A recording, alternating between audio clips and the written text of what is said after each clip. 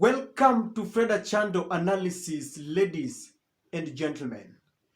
Your support to this channel is really amazing, and I take it with a measure of humility.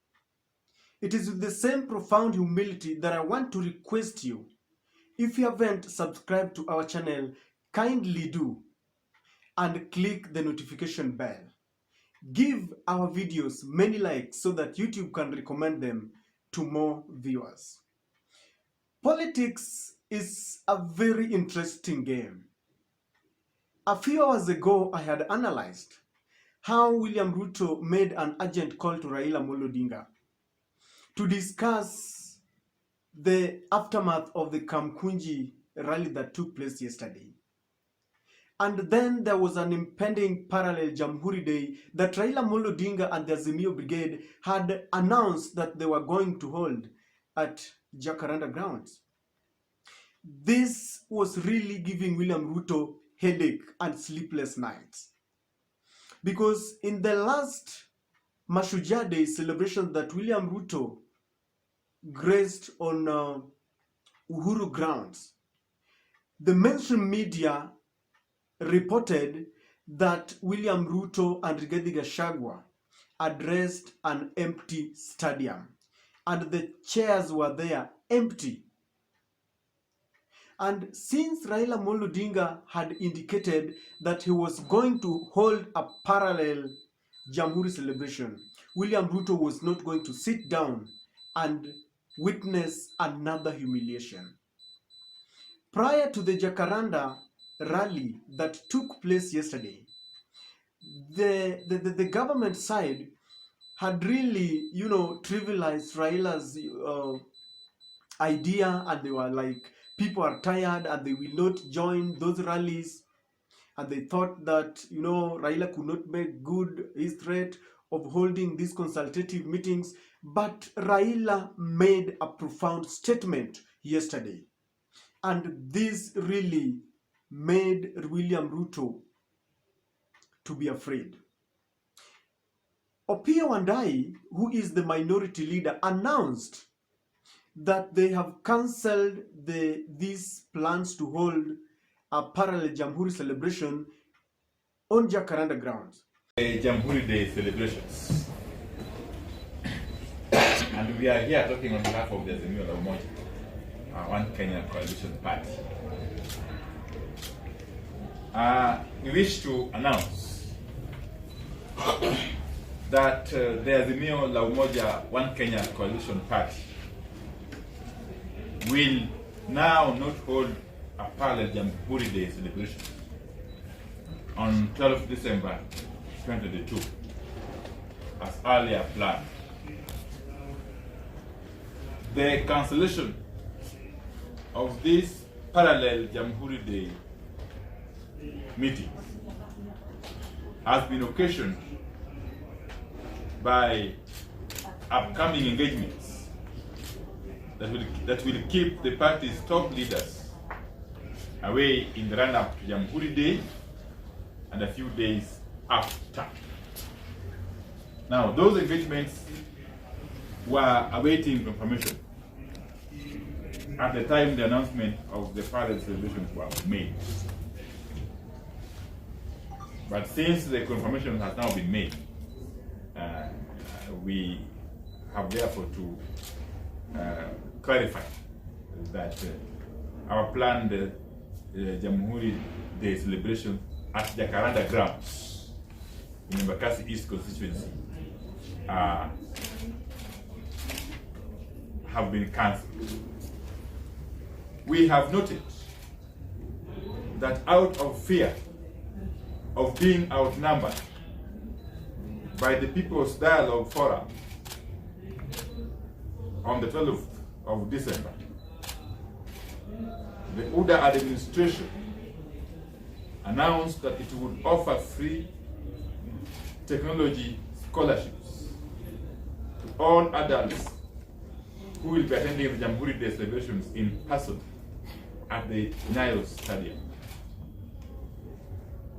It is a laughable offer, as usual, not thought out at all. However, we encourage Kenyans to demand the scholarships on arrival at the stadium. We need to bring to an end this emerging policy of running government through grants. As we announced yesterday, we reaffirm that even with the cancellation of this palace celebrations on the 12th, the people's dialogue shall continue in one way or another, in public and in private, in the coming days, weeks, and months in different parts of the country. In the meantime, we wish to say a very big thank you to all Kenyans who turned up at the Kamkunji grounds yesterday for our inaugural dialogue meeting. Those patriots who showed up made a clear statement that they believe the country is heading in the wrong direction and that they are ready to force the Ruto administration to address the basic needs, which are. But do you really buy the explanation from the leader of minority of P1I? If you ask me, those are not the reasons why this rally is being cancelled. And in this video, I want us to try and scrutinize the possibilities why this rally was cancelled. And you will agree with me that one of the reasons why this rally could have been cancelled is because of a direct intervention from William Ruto himself. William Ruto could have reached out to Raila Odinga and asked him or request him not to hold this rally, because this is Ruto's biggest day. He was going to invite several leaders. In fact, he had indicated, I think he had changed the name to something to do with new intervention day or something, and he wanted to make it look like it is a new thing. In fact, being scared of the last holiday that people did not attend, William Ruto had given incentives that those who attend will be given some free sponsorship to technology training and all that. All indications really revealed that the administration was afraid. So he might have reached to Raila Odinga and told him, brother, please, we can sit down and talk. Don't hold a parallel rally. And you know, politicians are very funny. When they're out there meeting their supporters, they will thump chest and say, no, Raila Odinga, you are making noise. You can make noise from morning to evening, but you know, but when they sit down, they talk on serious matters, because I don't understand how Raila could just wake up and decide, I'm not going to hold these rallies. Yet people were really, really ready for these rallies. Number two, I believe that there is a hidden hand of Uhuru Muigai Kenyatta. Uhuru is a friend to Raila, and Raila listens to Uhuru. The other day, when Raila had planned for a rally to protest the ouster of Cherera and her team, the dissenting four dissenting commissioners, William Ruto reached out to Uhuru Kenyatta. They were having some meeting to bring peace to restore peace in Congo. So they were meeting the president of Burundi and that team that are meeting rebels and the government side. So after meeting them, William Ruto, it was reported that they had a meeting with the Uhuru Kenyatta, and they requested him to, you know, try and make truce between him and Raila Odinga. So Raila postponed these meetings, and I understand that there was some agreements between them that Ruto did not really meet. So Uhuru Kenyatta would have been talked to, and maybe just went to Raila and told him, please, don't hold these rallies. You can do it thereafter, but don't humiliate the president, because it is serious. From where you sit, you might not understand. But when you invite your guests, and it is just a few months after the just concluded elections, and Raila maintains that he was robbed of his victory, and then your visitors come, then they compare the two rallies and Jacaranda is full, but in your rally you are addressing an empty stadium. It is shameful and very humiliating. So Uhuru Kenyatta might have played a very big role in the cancellation of the planned Jacaranda Jamhuri celebrations. Number 3 is the hand of the international community. Let me tell you, the US ambassador, the German ambassador, Australia, and all those people, the British High Commission, those people have got a direct contact and direct link with all the politicians in Kenya. Ruto, Raila, Kalonzo, Martha Karua, and they understand fully the political intrigues that are taking place. And so when they realized that this was going to take place, it's very easy for them to just give Raila a call, or they invite him for a courtesy call and they tell him, please, let us not do this. Elections are over, kindly give Ruto his day. So you do not rule out the possibility of the international community just, calling Raila and asking him to hold. Let me tell you something, ladies and gentlemen. People will finally have to talk. On this platform, I have always agitated that leaders must sit down on a round table like gentlemen and women so that they can talk. And whether you like it or not, people will have to talk. Do you know the reason why people must talk? It is not about Raila Amolo Odinga being given a share in this government, Sirikali and Usumkati. No. It is about the 7 million Kenyans who voted for Raila Amolo Odinga. The 7 million Kenyans who are paying taxes, ladies and gentlemen. The 7 million Kenyans who are facing starvation. Not even 7 million.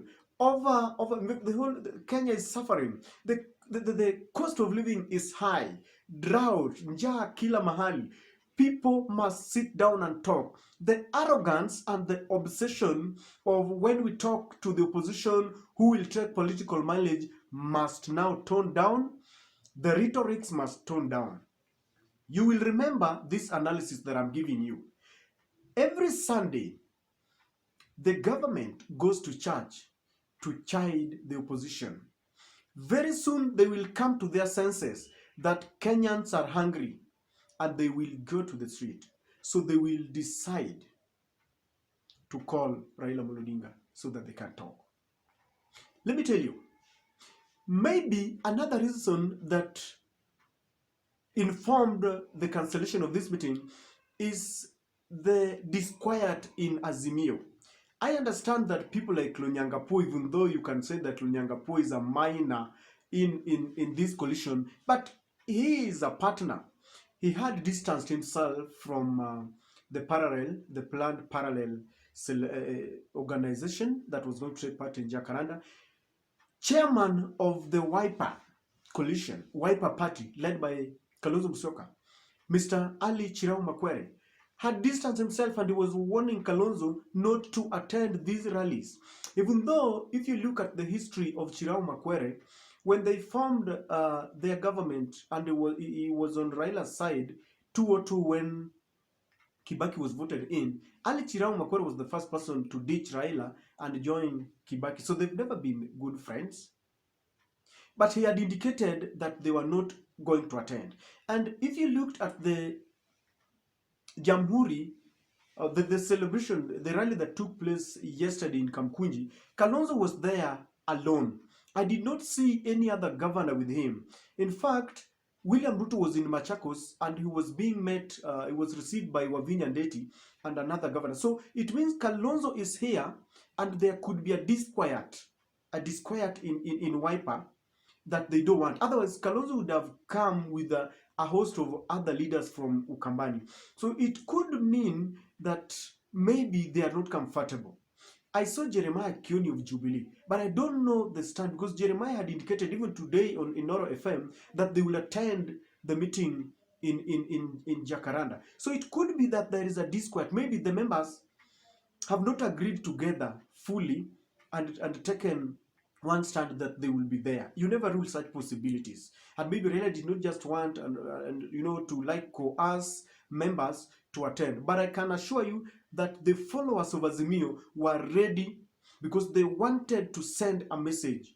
They wanted to make a profound message that here we are many, we won, because that is what they have always done. And I want to think, ladies and gentlemen, last but not least, that there could be two things here. They could have realized that on that day, the members of Azimio and the members of Kenya Kwanza could have clashed, and then for unnecessary altercation where people are throwing, weapons at each other. Maybe the intelligence had perhaps told Raila that if you let your team to go there, the tension in the country, because yesterday they still reminded their members that our victory was stolen. So with this, and even told the members that if you take these hustler funds, don't give it back. And that really, elicited a lot of negative. The Kenya Kwanza MPs reacted very sharply on that. And with this,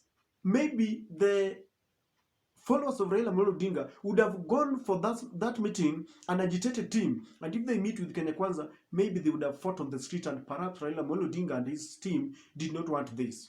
And finally, the incentive that was given to those who will attend that meeting might have played a part. Maybe some Azimio members feel that let us just attend so that we can also get the incentive that the president has given, but we are still in Azimio. So maybe they thought, instead of kukataza watu wao, let them just go. And that is the reason why I think this rally was cancelled. I don't know. Those are my thoughts, ladies and gentlemen. What do you really think informed the decision to cancel this rally? If you ask me, it is William Ruto. Thank you for watching.